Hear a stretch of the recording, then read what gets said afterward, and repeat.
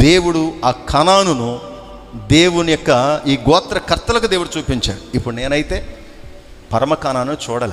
నీకేముండాలి తెలుసా? విశ్వాసమే ఉండాలి. కాలేబు అంటే దేవునికి స్తోత్రం కలిగిన, కాలేబు అంటేనే విశ్వాసం. పేరు పెట్టపోయిన మనం కూడా కాలేబు వలే ఉండాలి.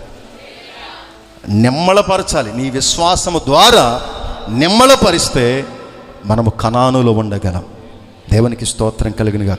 నశించిపోయే వారి జీవితాలలో దేవుడే మనకు ఆధారమని చెప్పగలిగితే, ఆయనే రక్షించుటకు సమర్థుడని చెప్పగా విశ్వాసముంచి వారందరూ కూడా సజీవులుగా ఉన్నారు.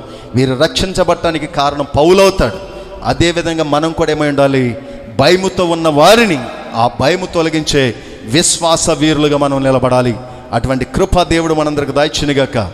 దేవుడి తన వాళ్ళు దీవించి ఆశీర్వదించునుగాక. హల్లెలూయా.